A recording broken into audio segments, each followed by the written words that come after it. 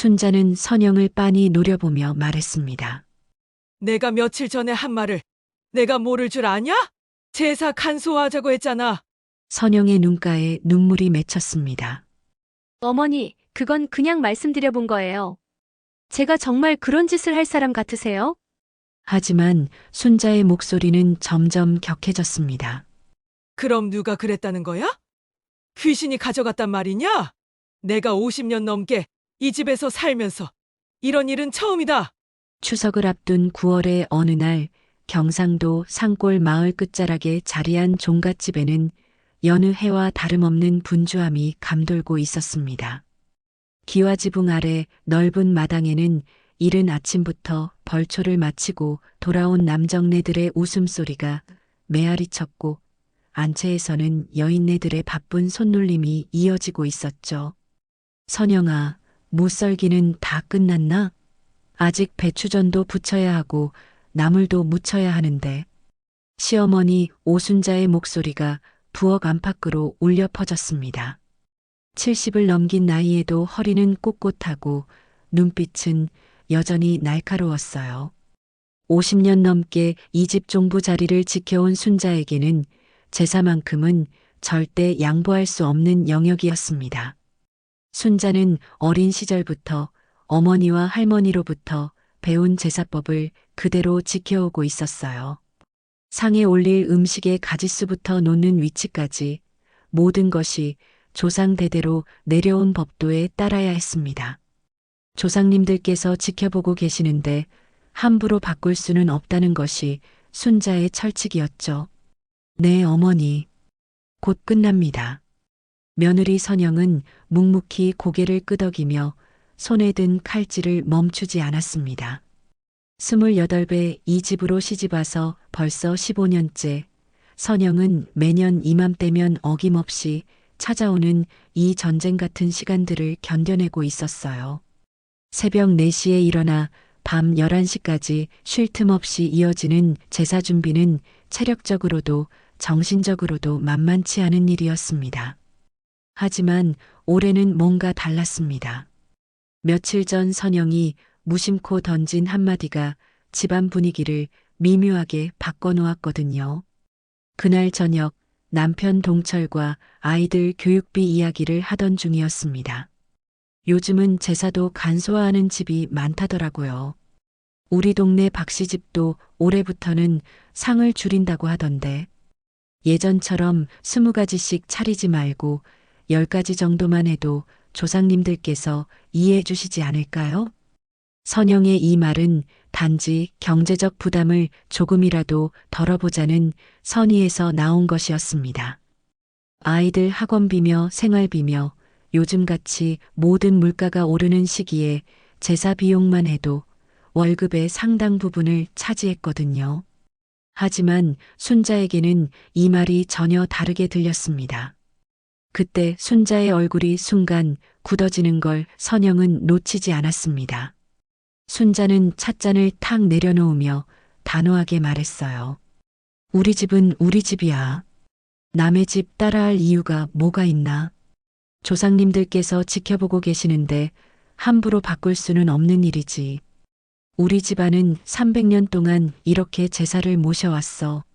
내가 죽기 전까지는 절대 바뀔 수 없는 일이다. 순자의 목소리에는 단순한 고집을 넘어선 깊은 신념이 배어 있었습니다. 제사는 단순히 조상을 기리는 의식이 아니라 집안의 정체성이자 자신의 존재 이유였던 거죠. 며느리가 그것을 축소하자고 제안한다는 건 순자에게는 자신의 평생을 부정당하는 것처럼 느껴졌을 겁니다. 그 이후로 며칠간 집안 공기는 미묘하게 서먹해졌습니다. 순자는 평소보다 더욱 꼼꼼히 제사 준비를 챙겼고 선영에게 내리는 지시도 더욱 세세해졌어요. 마치 내가 얼마나 정성스럽게 제사를 준비하는지 똑똑히 보라고 말하는 것 같았습니다. 선영은 더욱 조심스럽게 행동했지만 어쩐지 뭘 해도 눈치가 보였어요. 남편 동철은 그저 중간에 끼어 난처한 표정만 지을 뿐이었습니다. 어머니와 아내 사이에서 어느 편을 들 수도 없는 상황이었죠. 아내 말도 틀린 건 아닌데 속으로 생각하면서도 어머니 앞에서는 차마 그 말을 꺼낼 수 없었습니다.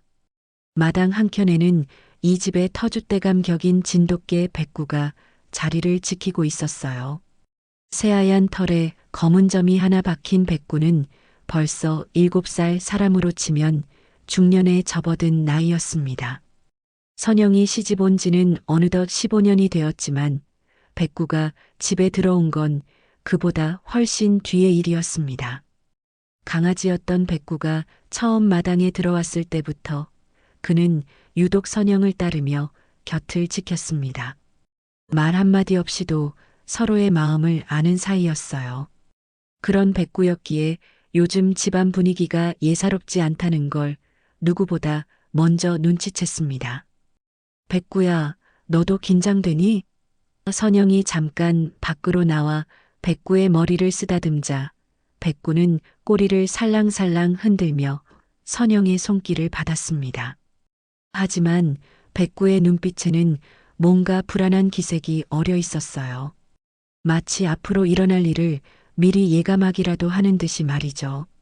걔는 사람보다 예민한 감각을 가지고 있다고 하잖아요. 백구도 지금 이 집에 드리워진 미묘한 긴장감을 온몸으로 느끼고 있었을 겁니다.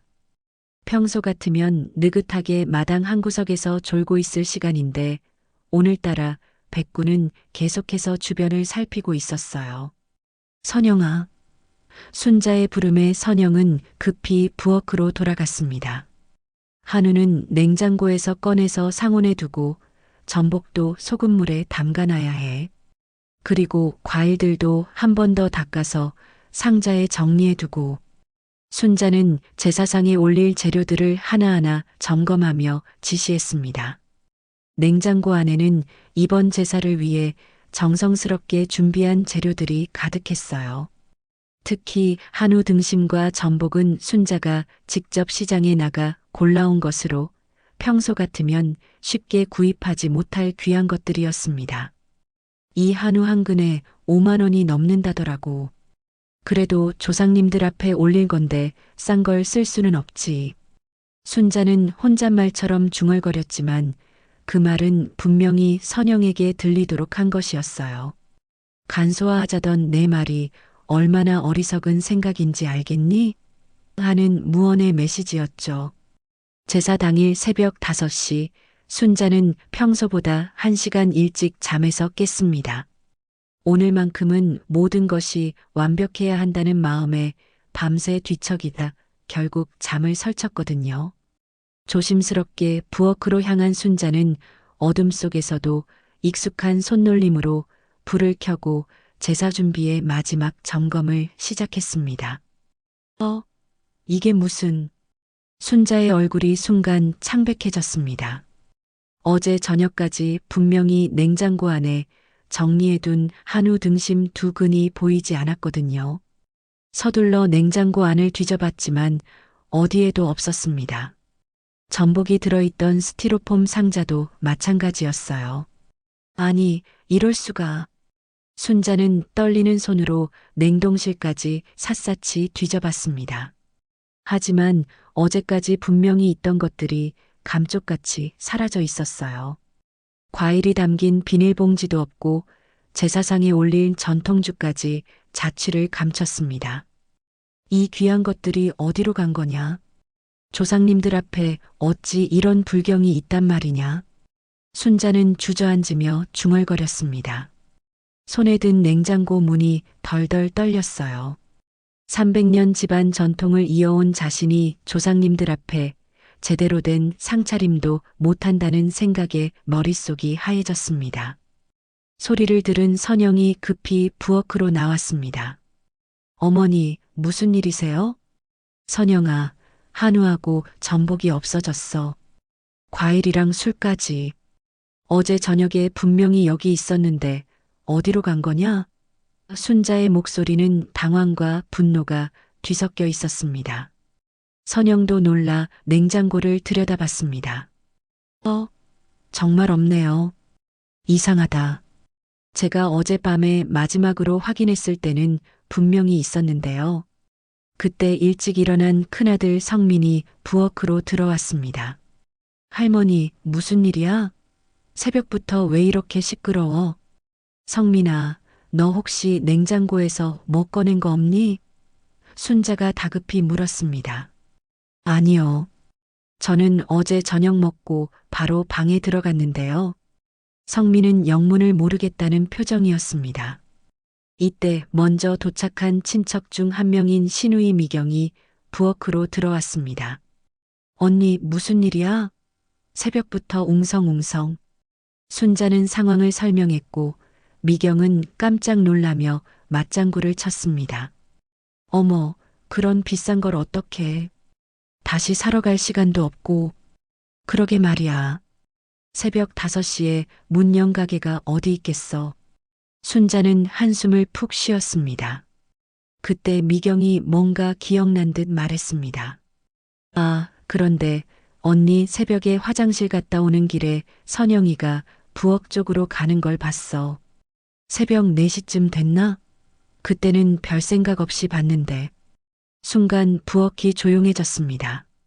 모든 시선이 선영에게 쏠렸어요. 선영은 당황한 표정으로 고개를 저었습니다. 저는 새벽에 부엌에 온 적 없어요. 5시에 일어나서 처음 나온 게 지금이에요. 선영의 목소리는 떨리고 있었습니다. 아니야, 분명히 봤는데. 길쭉한 뭔가를 들고 나가는 걸 봤어. 미경은 확신에 찬 목소리로 말했습니다. 어둠 속이긴 했지만 분명히 선영이었어. 키하고 체격이 똑같았거든. 순자의 얼굴빛이 서서히 변하기 시작했습니다. 며칠 전 선영이 했던 말이 떠올랐거든요. 제사 간소와 상을 줄이자는 그 말이 지금 이 상황과 겹쳐졌습니다. 정말이냐? 새벽에 부엌에 안 왔다고? 순자의 목소리가 차갑게 변했습니다. 정말이에요, 어머니. 저는 정말 모르는 일이에요. 선영은 억울한 표정으로 항변했습니다. 하지만 그럴수록 상황은 더욱 나빠졌어요. 이때 남편 동철이 부엌으로 들어왔습니다. 여보들, 새벽부터 무슨 일이야? 상황을 전해 들은 동철은 난처한 표정을 지었습니다. 그럼 도둑이 들었다는 거야? 아니면 도둑이 들어서 한우하고 전복만 가져갔겠어? 상식적으로 생각해봐. 미경이 냉소적으로 말했습니다. 마당에서 백구가 갑자기 짖기 시작했습니다. 와랄랄, 평소와는 다른 날카로운 울음소리였어요.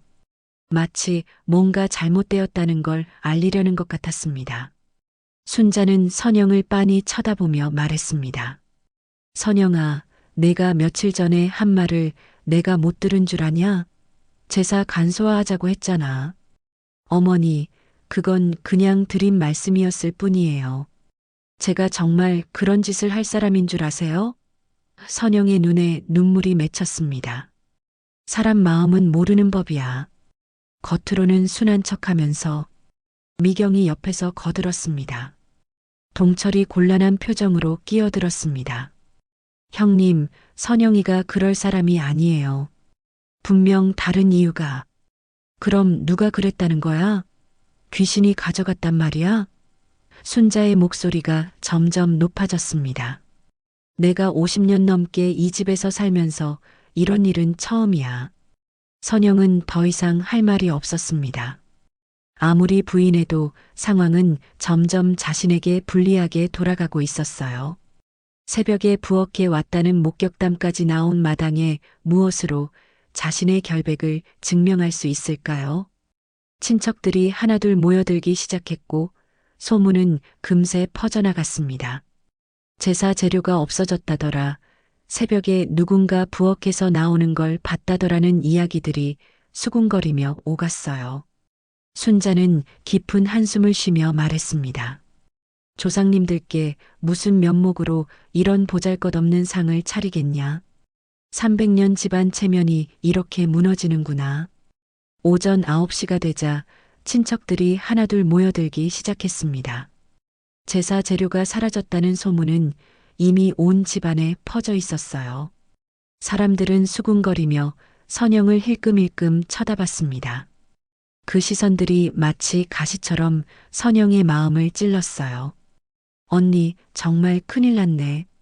제사상에 올릴 주요 재료들이 다 없어졌다니. 막내 시누이 정희가 혀를 차며 말했습니다. 그런데 정말 도둑이 들었을까? 아무래도 이상하지 않아? 순자는 차갑게 말했습니다. 내가 제사 줄이자던 그 말이 이런 뜻이었단 말이냐? 순자의 목소리에는 실망과 분노가 뒤섞여 있었습니다. 우리 집안 전통을 이렇게 무너뜨릴 수는 없다. 어머니, 정말 아니에요. 저는 그런 일 하지 않았어요. 선영의 목소리는 간절했지만 아무도 귀 기울이지 않았습니다. 그때 마당에서 백구가 뭔가를 물고 나타났습니다. 입에는 낡은 비닐봉지가 물려 있었어요. 백구는 사람들 앞으로 다가와 그것을 바닥에 떨어뜨렸습니다. 이게 뭐야? 동철이 봉지를 열어보자 안에는 음식 찌꺼기와 찢어진 장보종이 조각들이 들어 있었습니다. 한우 포장지의 일부분과 전복 껍질도 보였어요. 미경이 그것을 보더니 손을 뻥 쳤습니다. 아, 이제 증거까지 나왔네. 백구가 어디서 찾아온 거냐? 백구는 마당 구석 쪽을 향해 짖었습니다. 그쪽에는 평소 쓰레기를 임시로 모아두는 곳이 있었어요. 선영이가 증거 인멸하려고 거기에 묻어놨나 보네. 정희가 단정적으로 말했습니다. 정말 아니라니까요. 선영이 울먹이며 항변했지만 상황은 점점 더 불리해졌습니다. 오히려 사람들은 저렇게 억울해하는 척한다며 더욱 의심의 눈초리를 보냈어요. 순자는 깊은 한숨을 쉬며 주저앉았습니다. 내가 뭘 잘못했기에 이런 일이. 그녀의 목소리에는 절망이 배어 있었습니다. 50년 동안 한 번도 빠뜨리지 않고 정성스럽게 모셔온 제사인데 하필 이런 일이 생기다니요. 특히 올해는 큰아버님이 돌아가신 첫 제사였기에 더욱 소중한 의미가 있었거든요. 어머니, 이제 어떻게 하죠? 시장도 문 닫았는데. 동철이 난처한 표정으로 말했습니다. 그러게 말이야. 조상님들께 무슨 면목으로. 순자는 고개를 떨구었습니다. 이때 친척 중 한 명인 삼촌 광수가 입을 열었습니다. 일단은 있는 재료라도 가지고 제사를 지내야겠어. 조상님들을 그냥 빈손으로 모실 수는 없잖아. 그런데 정말 선영이가 그랬을까? 동철의 어머니뻘 되는 큰어머니가 조심스럽게 물었습니다. 미경이 단호하게 말했습니다. 내가 분명히 봤어요. 새벽에 선영이가 뭔가 들고 부엌에서 나가는 걸.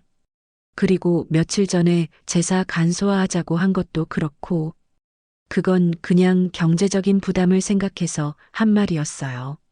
정말로 재료를 없앨 생각으로 한 말이 아니라고요. 선영이 절규하듯 말했습니다. 하지만 아무도 선영의 말을 믿으려 하지 않았어요. 오히려 변명만 늘어놓는다며 더욱 차가운 시선을 보냈습니다. 순자는 천천히 일어나 선영 앞에 섰습니다. 선영아, 정말 마지막으로 묻는다. 내가 한 일이 아니냐? 정말 아니에요, 어머니. 저는 정말 모르는 일이에요. 선영의 눈에서 눈물이 주르륵 흘러내렸습니다. 그럼 누가 그랬다는 거냐? 이 집에는 우리 가족밖에 없었는데. 순자의 목소리가 점점 높아졌습니다. 백구는 계속해서 마당 구석을 향해 짖고 있었습니다. 마치 거기에 뭔가 더 중요한 단서가 있다고 말하는 것 같았어요. 하지만 사람들은 이미 선영을 범인으로 단정짓고 있었기에 백구의 행동에는 별로 관심을 두지 않았습니다. 백구도 주인을 변호하려고 난리네. 정희가 비꼬듯 말했습니다. 동물도 주인을 안다더니. 미경도 거들었어요. 선영은 더 이상 견딜 수 없었습니다. 어떤 말을 해도 믿어주지 않는 상황에서 무엇을 더 할 수 있을까요? 그녀는 백구를 끌어안으며 흐느꼈습니다.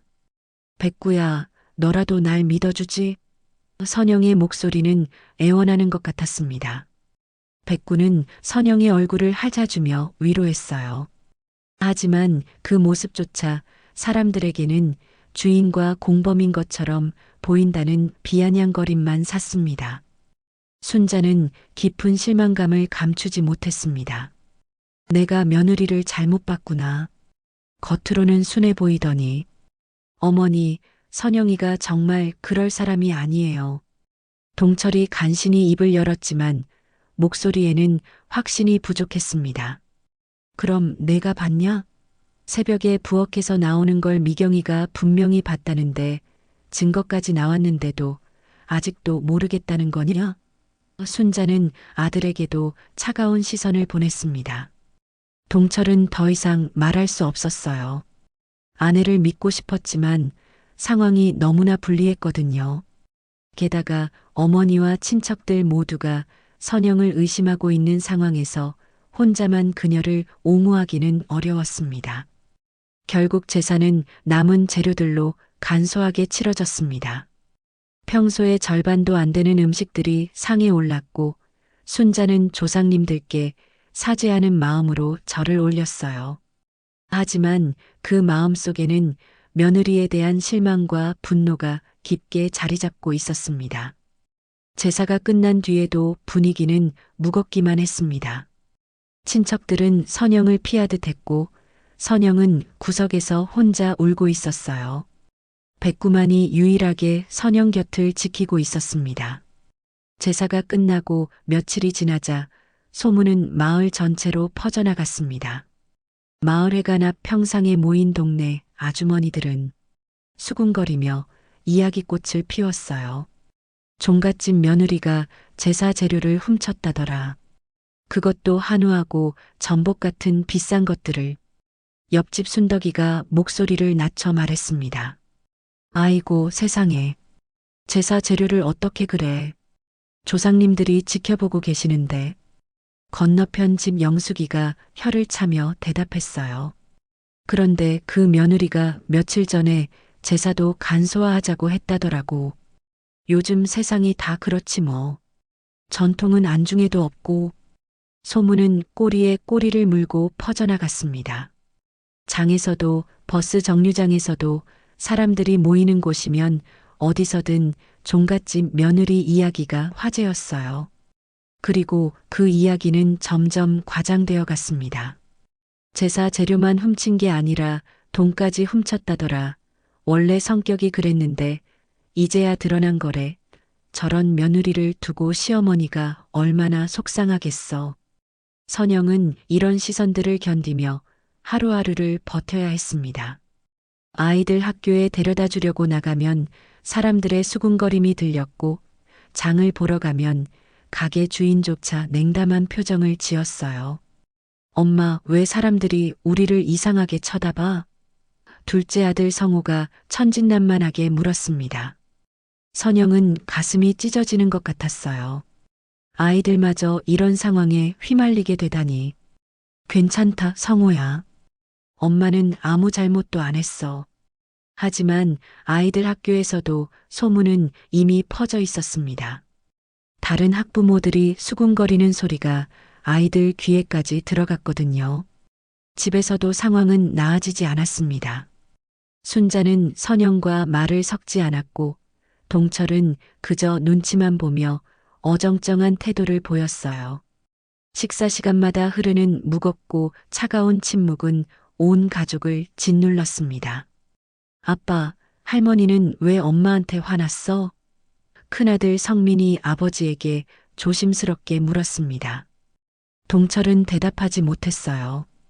아이들에게 뭐라고 설명해야 할지 막막했거든요. 할머니께서 좀 힘드신가 보다. 금방 괜찮아지실 거야. 하지만 성민은 어른들의 분위기를 다 느끼고 있었습니다. 10살이면 이미 집안 사정을 어느 정도 이해할 나이였거든요. 성민은 엄마를 위해 뭔가 하고 싶었지만 자신도 어떻게 해야 할지 모르겠었어요. 그런 가운데 유일하게 선영의 편에 서 있는 건 백구뿐이었습니다.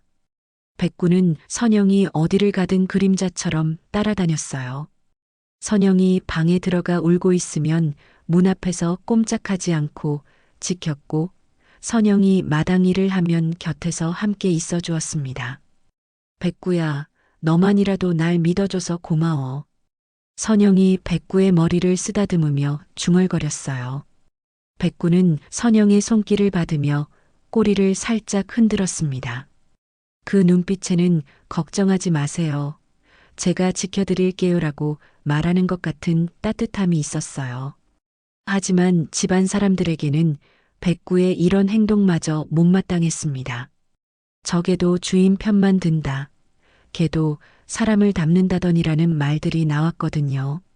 순자는 며느리에 대한 실망감을 감추지 않았습니다. 내가 이 집에 온 지 50년인데 이런 일은 처음이야. 조상님들께 무슨 면목으로. 혼잣말처럼 중얼거리는 순자의 목소리에는 깊은 한이 서려 있었어요. 평생을 바쳐 지켜온 집안의 명예가 하루아침에 무너진 것 같은 기분이었습니다. 동네 사람들의 시선도 점점 따가워졌습니다. 예전에는 종갓집 며느리라고 부르며 존중해주던 사람들이 이제는 등을 돌렸어요. 장에서 만나도 인사만 대충 하고 지나가거나 아예 못 본 척하는 경우도 있었습니다.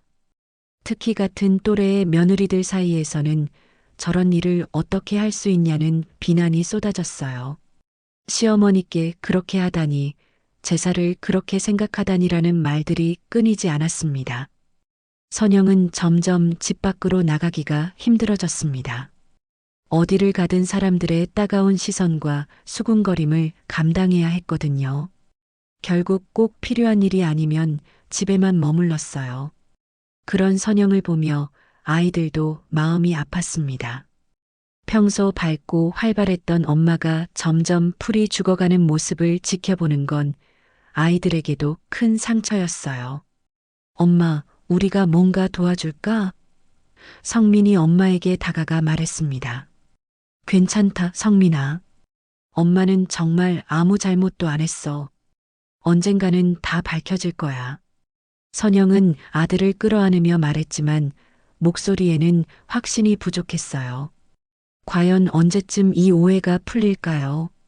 아니, 정말 풀리기나 할까요? 선영은 점점 절망감에 빠져들었습니다. 그런데 이상한 일이 또 일어났습니다. 일주일 뒤 저녁, 순자가 준비해둔 김치와 반찬 일부가 또다시 사라진 겁니다. 이번에는 양이 많지 않았지만 분명히 냉장고에 있던 것들이 없어졌어요. 또야? 또 없어졌어? 순자는 경악했습니다.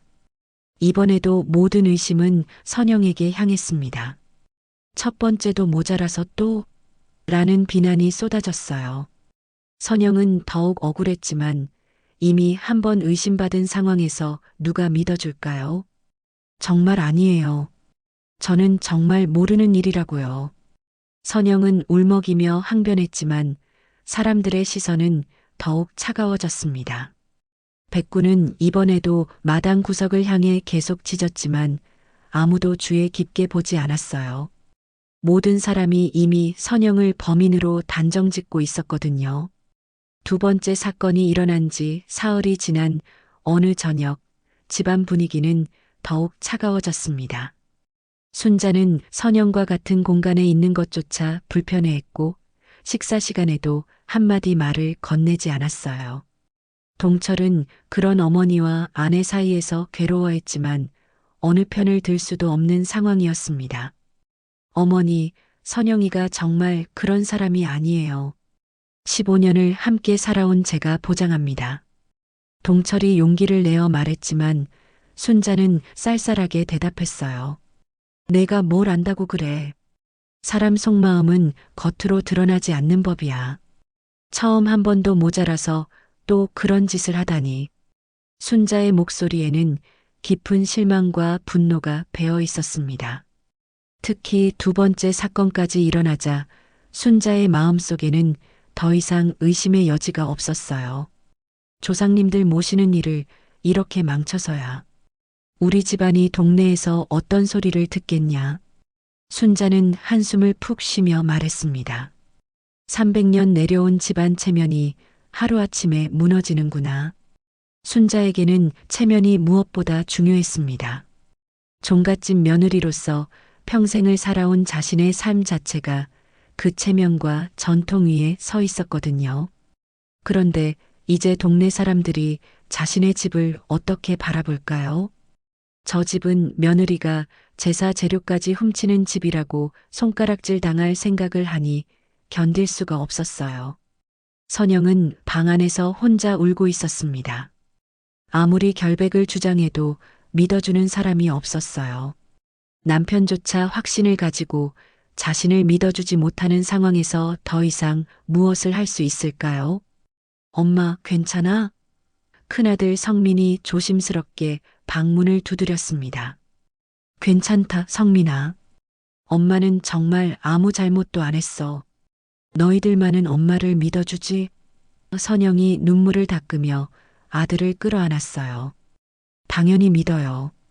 엄마가 그런 일 할 사람이 아닌 걸 우리가 제일 잘 아는 걸요. 성민의 말에 선영은 조금이나마 위로받았습니다. 하지만 아이들도 힘들기는 마찬가지였어요. 학교에서 친구들이 너네 엄마가 도둑이래? 라고 놀리기 시작했거든요. 성민은 주먹 다짐까지 벌였지만 소문은 이미 아이들 사이에서도 퍼져 있었습니다. 그런 가운데 순자는 마침내 결단을 내렸습니다. 더 이상 이런 상황을 견딜 수 없다고 판단한 거죠. 동철아, 이리 와봐. 순자가 아들을 부엌으로 불렀습니다. 네, 어머니. 내가 말하기 어려운 얘기지만 선영이를 좀 내보내야겠다. 순자의 목소리는 단호했습니다. 어머니, 그게 무슨 말씀이세요? 동철은 깜짝 놀랐어요. 이런 일이 2번씩이나 일어났는데 어떻게 같은 지붕 아래서 살겠냐. 나도 이 나이에 이런 스트레스를 받고 살 수는 없어. 순자는 냉정하게 말했습니다. 어머니, 아직 확실하지도 않은 일인데. 확실하지 않다고? 미경이가 분명히 봤다고 했고 증거까지 나왔는데도 확실하지 않다는 거냐? 순자의 목소리가 높아졌습니다. 그리고 2번째까지 일어났잖아. 이제 더 이상 참을 수가 없다. 동철은 할 말을 잃었습니다. 어머니 말도 일리가 있었거든요. 하지만 아내를 내보낸다는 건 그날 저녁 집안에는 평소와 다른 긴장감이 흘렀습니다. 친척들이 하나둘 모여들기 시작했어요. 순자가 급히 연락한 거였습니다. 언니, 무슨 일로 급히 부르셨어요? 미경이 물었습니다. 중요한 얘기가 있어서 그래. 다들 와서 앉아봐. 순자는 사람들을 거실로 불렀습니다. 선영도 나와 앉아야 했지만 모든 시선이 자신에게 쏠리는 게 너무 부담스러웠어요. 하지만 피할 수도 없는 상황이었습니다. 내가 오늘 여러분을 부른 이유는 순자가 입을 열려는 순간 갑자기 마당에서 큰 소리가 났습니다. 쿵. 뭔가 무거운 것이 떨어지는 소리였어요. 뭐지? 사람들이 밖을 내다봤지만 어둠 속에서는 잘 보이지 않았습니다. 술 취한 사람이 지나가나 보다. 광수 삼촌이 말했습니다. 하지만 백구가 갑자기 짖기 시작했어요. 평소와는 다른 날카롭고 급한 짖음이었습니다. 와랄랄. 마치 뭔가 중요한 일이 일어났다고 알리는 것 같았어요. 저게가 왜 저래? 정희가 짜증스럽게 말했습니다. 순자는 백구의 짖음을 무시하고 다시 말을 이어갔습니다. 내가 말하려던 건 선영이를 이 집에서 내보내야겠다는 거야. 순간 방 안이 조용해졌습니다. 예상은 했지만 실제로 들으니 충격적이었어요. 그렇게까지 해야 하나요? 큰어머니가 조심스럽게 물었습니다. 그렇게까지 해야죠. 2번이나 이런 일이 일어났는데 어떻게 믿고 살겠어요. 미경이 거들었습니다. 선영은 무릎을 꿇고 흐느꼈습니다. 어머니, 정말 아니에요. 저는 정말 그런 일 하지 않았어요. 제발 한 번만 더 믿어주세요. 내가 아니라면 누가 그랬다는 거냐? 귀신이 가져갔단 말이냐? 순자의 목소리는 차갑기만 했습니다. 그때 백구의 짖음이 더욱 거세졌습니다. 마치 사람들에게 밖으로 나오라고 부르는 것 같았어요. 하지만 사람들은 이미 선영을 내보내는 문제에만 집중하고 있었습니다. 선영아, 아이들이라도 생각해서 조용히 나가라. 순자는 마지막 통첩을 했습니다. 선영은 더 이상 견딜 수 없었어요. 결국 아이들을 데리고 짐을 싸기 시작했습니다. 성민과 성호는 엄마가 왜 짐을 싸는지 이해하지 못했지만 엄마를 도와야 한다는 생각에 함께 움직였어요. 백구는 선영이 집을 나가려는 걸 보고는 더욱 애타게 짖었습니다. 선영을 따라 나서려고 했지만 순자가 막았어요. 그 개는 두고 가라. 우리 집 개야. 선영은 백구를 바라보며 눈물을 흘렸습니다. 백구야, 미안해. 나중에 다시 보자. 백구는 선영이 문을 나서는 걸 보며 슬픈 울음소리를 냈어요. 하지만 광수 삼촌이 다급히 달려와 밧줄을 걸어 마당 기둥에 묶어두었습니다. 그렇게 선영은 아이들과 함께 15년 살던 집을 떠났습니다. 뒤에서 백구의 구슬픈 울음소리가 계속 들려왔어요. 선영이 집을 떠난 다음 날 새벽 백구는 여느 때와 다른 행동을 보였습니다. 평소라면 마당 한구석에서 조용히 쉬고 있을 시간인데 백구는 계속해서 창고 뒤편을 향해 짖어댔어요. 그 짖음은 단순한 경계가 아니라 무언가 급박한 상황을 알리는 듯한 절박함이 담겨 있었습니다. 저개가 주인 간 뒤로 더 시끄러워졌네. 미경이 불평하며 말했습니다. 어젯밤 선영이 떠난 뒤 집에서 자고 간 그녀는 새벽부터 계속되는 백구의 짖음에 잠을 이룰 수 없었거든요. 순자도 잠에서 깼지만 백구의 행동에는 별다른 관심을 보이지 않았어요. 며느리를 내보낸 일로 마음이 복잡했거든요. 아무리 옳은 일이었다고 생각해도 15년을 함께 살던 며느리를 내보낸다는 건 쉬운 일이 아니었습니다. 어머니, 선영이는 어디 갔을까요? 동철이 걱정스러운 목소리로 물었습니다. 그건 내가 알아서 할 일이야. 나는 더 이상 상관없어. 순자는 냉정하게 대답했지만 속으로는 복잡한 감정이 일고 있었어요. 그런데 백구의 짖음이 점점 더 격해졌습니다. 와랄랄. 마치 사람들에게 급히 와달라고 부르는 것 같았어요.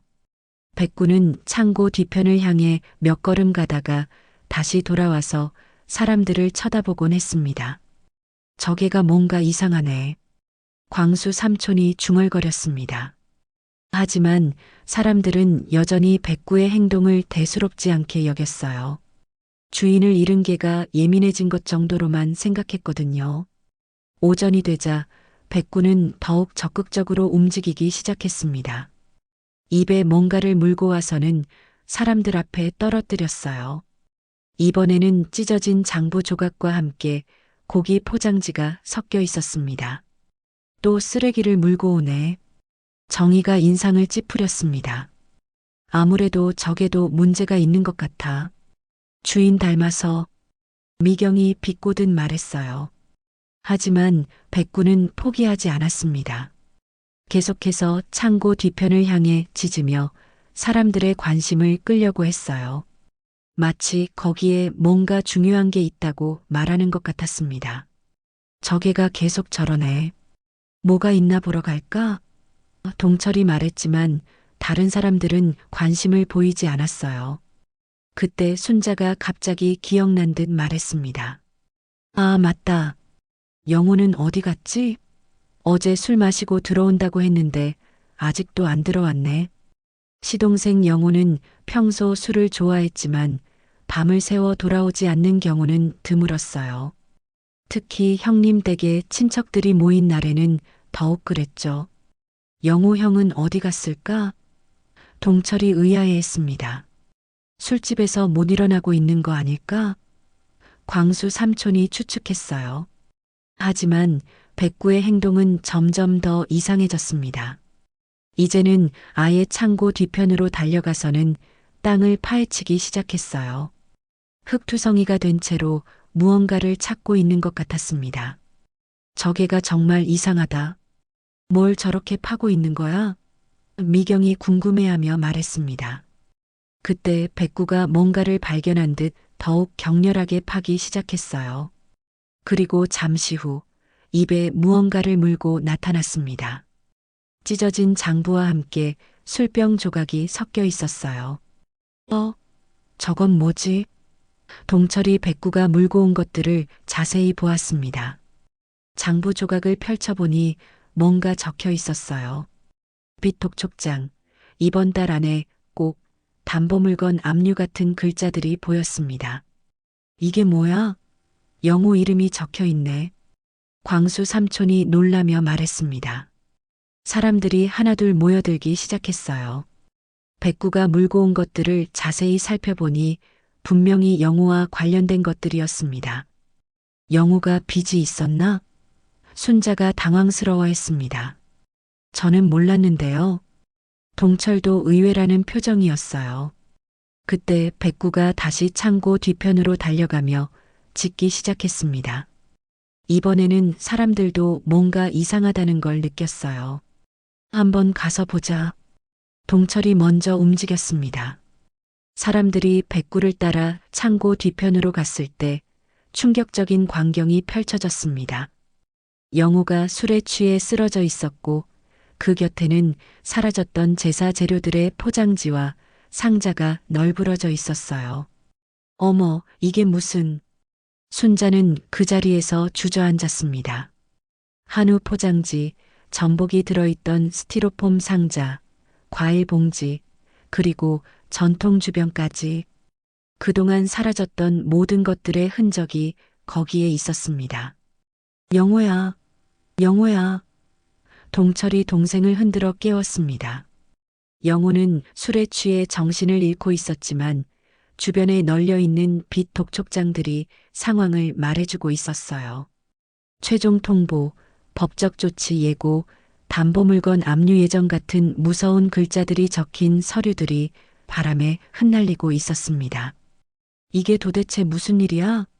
순자는 믿을 수 없다는 표정이었습니다. 영호가 천천히 정신을 차리기 시작했어요. 사람들이 자신을 둘러싸고 있는 걸 보고는 당황한 표정을 지었습니다. 형님들, 이게 어떻게... 영호는 말을 제대로 잇지 못했어요. 영호야, 이게 다 뭐냐?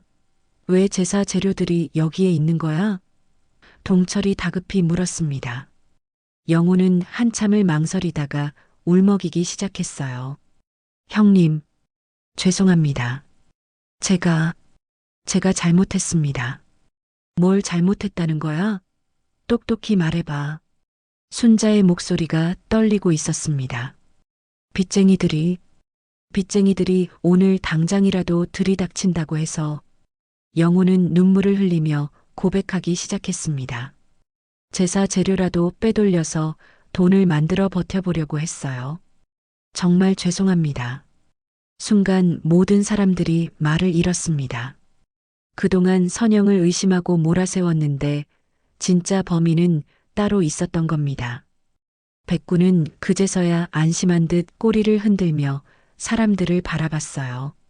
그 눈빛에는 이제야 진실을 알아주는군요라는 안도감이 담겨 있었습니다. 순자는 그 자리에서 무너져 내렸습니다. 내가 며느리를 오해했구나.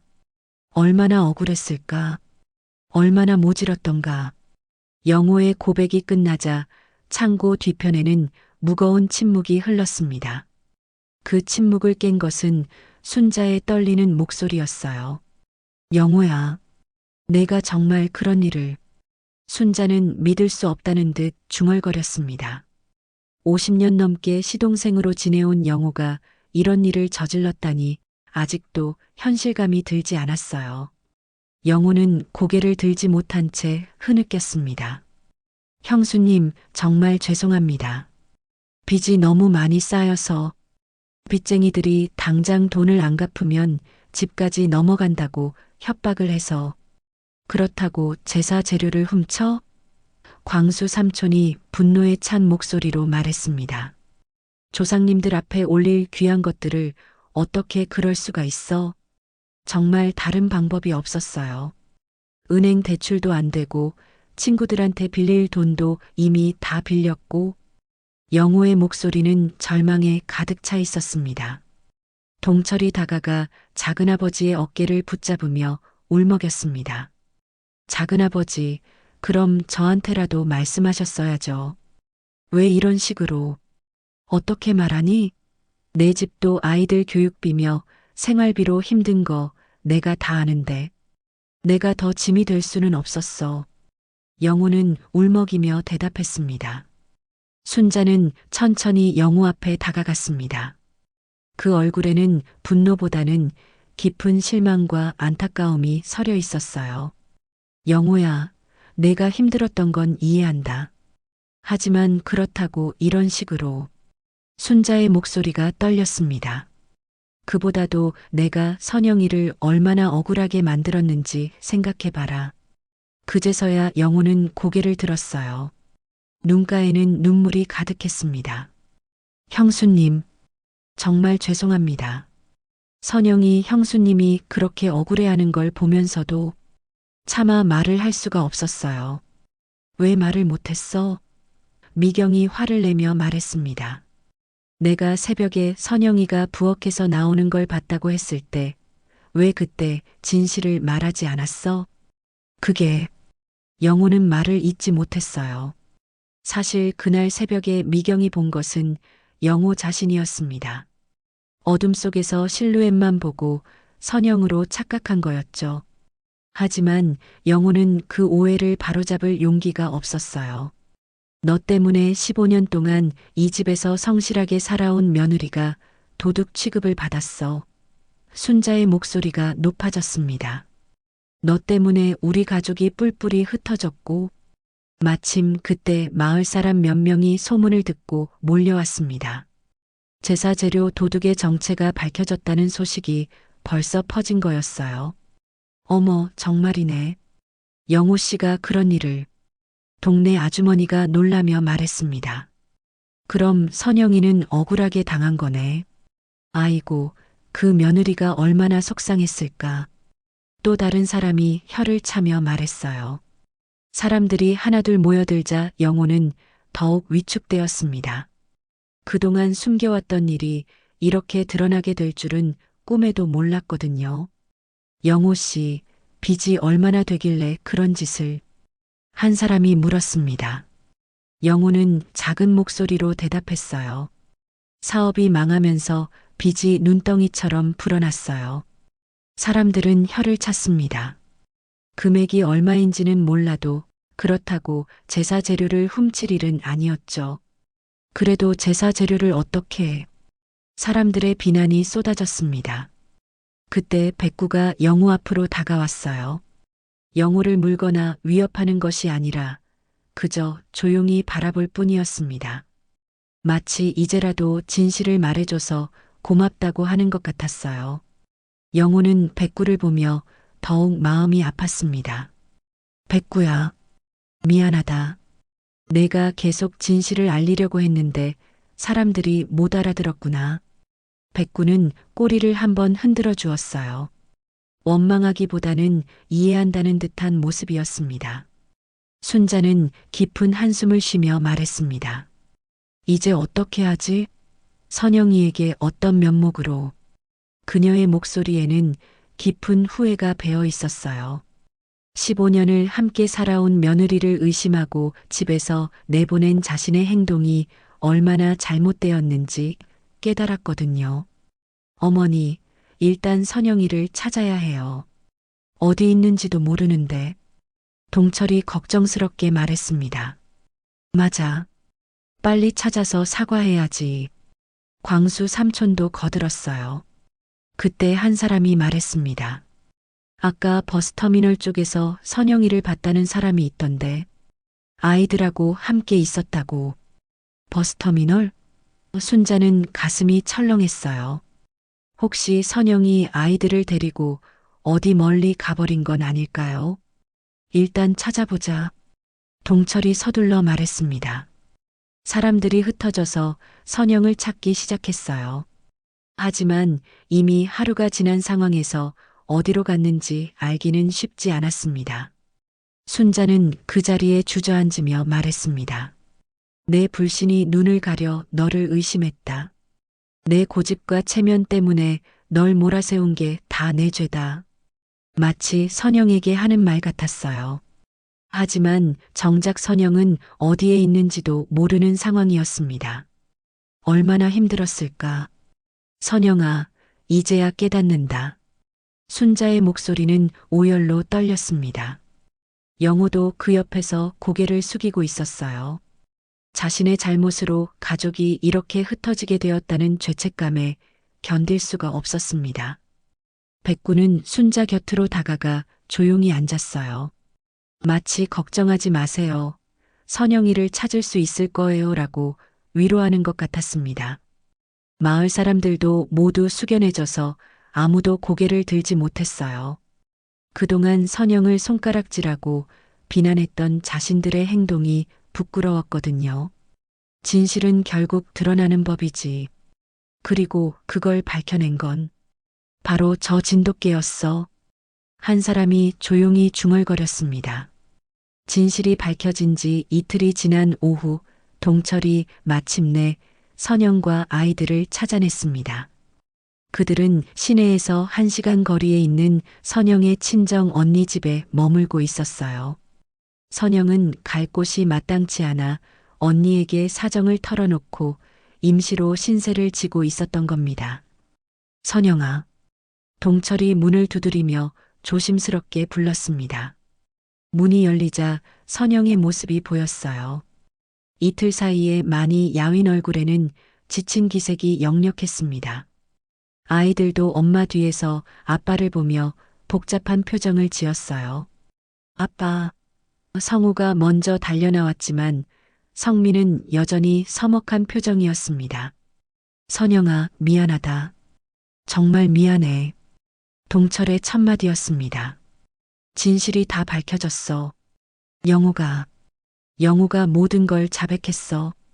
선영은 그 말을 듣고도 쉽게 믿어지지 않는다는 표정이었어요. 이틀 동안 억울함과 분노, 그리고 절망감에 시달렸던 터라 감정이 쉽게 정리되지 않았거든요. 정말이야? 선영의 목소리는 떨리고 있었습니다. 동철은 자초지종을 설명했어요. 영호의 빚 문제부터 백구가 진실을 밝혀낸 과정까지 모든 것을 솔직하게 털어놓았습니다. 백구가 선영의 눈에 눈물이 맺혔어요. 그 충직한 개가 끝까지 자신의 결백을 증명하려고 노력했다는 사실에 마음이 뭉클했습니다. 어머니가 너를 찾고 계셔. 정말 후회하고 계시고 사과하고 싶어 하셔. 동철이 조심스럽게 말했습니다. 선영은 한참을 망설였어요. 15년 동안 정성껏 모신 시어머니에게 도둑 취급을 받고 집에서 쫓겨난 상처가 하루 이틀에 아물 수는 없었거든요. 그날 저녁 선영은 아이들과 함께 집으로 돌아왔습니다. 마당에 들어서자 백구가 가장 먼저 달려왔어요. 꼬리를 격렬하게 흔들며 선영의 주위를 뛰어다녔습니다. 백구야, 고마워. 내가 진실을 밝혀줬구나. 선영이 백구를 끌어안자 백구는 기쁨을 감추지 못했어요. 순자는 대문 앞에서 선영을 기다리고 있었습니다.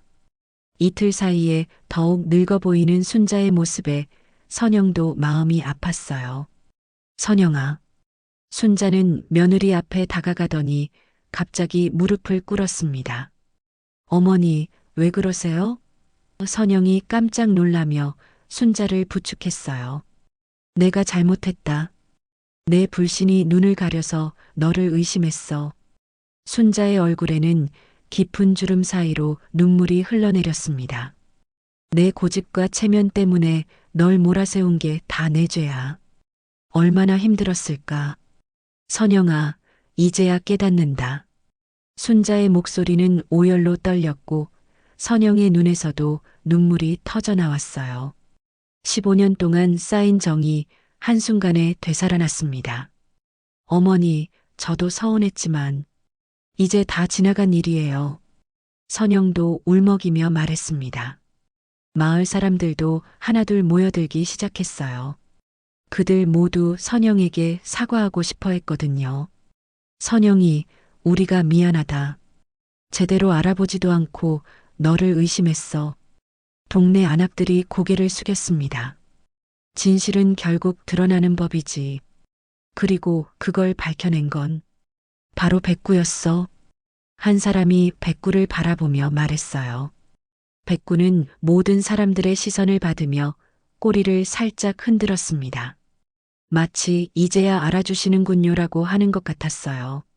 며칠 뒤 집안에는 평화가 찾아왔습니다. 영호는 빚 문제를 해결하기 위해 집을 팔기로 했고 가족들의 도움으로 새로운 시작을 준비하고 있었어요. 무엇보다 자신의 잘못을 인정하고 진심으로 사과한 것이 위안이 되었습니다. 추석 연휴가 끝나고 첫 번째 제사가 다가왔습니다. 이번에는 예전과 조금 다른 풍경이었어요. 선영아, 이번 제사상은 좀 간소하게 차려도 될 것 같구나. 순자가 조용히 말했습니다. 어머니, 선영이 놀란 표정을 지었어요. 조상님들은 우리의 정성을 받으시는 거지 음식의 가짓수나 비싼 재료를 따지시지는 않을 거야. 앞으로는 조금 더 마음 편하게 하자꾸나. 순자의 목소리에는 깊은 깨달음이 담겨 있었습니다. 이번 제사상은 예전보다 훨씬 단출했지만 정성은 더욱 깊게 담겼어요. 가족들의 마음이 하나로 모아진 것이 무엇보다 소중했습니다. 제사를 마친 뒤 순자는 며느리의 손을 잡으며 말했습니다. 그동안 내가 얼마나 많은 것을 참아왔는지 이제야 알겠다. 앞으로는 우리가 서로 더 이해하며 살아가자. 선영은 눈시울을 붉히며 고개를 끄덕였어요. 네, 어머니. 저도 더 노력하겠습니다. 백구는 제사상 곁에 앉아 조용히 꼬리를 흔들었습니다. 이 집의 평화를 되찾는데 자신이 큰 역할을 했다는 걸 아는 것 같았어요. 그날 밤 마을은 다시 평온을 되찾았습니다. 사람들은 이번 일을 통해 많은 것을 배웠어요. 성급한 판단의 위험성, 편견이 얼마나 무서운 것인지, 그리고 진실은 반드시 드러난다는 것을 말입니다. 선영은 아이들을 재우고 마당으로 나왔어요. 백구가 자신의 자리에서 편안하게 쉬고 있었습니다. 백구야, 정말 고마워. 내가 아니었다면. 선영이 백구의 머리를 쓰다듬었어요. 백구는 선영을 올려다보며 따뜻한 눈빛을 보냈습니다. 그 눈빛에는 언제나 당신을 지켜드릴게요라는 약속이 담겨 있었어요. 이제 이 집에는 다시 웃음소리가 돌아왔습니다. 오해와 갈등으로 상처받았던 시간들이 오히려 가족의 소중함을 더욱 깨닫게 해주었어요. 그리고 그 모든 과정에서 한 마리의 충직한 개가 보여준 변함없는 충성심은 온 가족의 마음을 감동시켰습니다. 진실은 결국 드러나는 법입니다. 그리고 그 진실을 밝혀내는 것은 때로는 예상치 못한 곳에서 나올 수 있다는 것을 이 집의 모든 사람들이 깨닫게 되었습니다.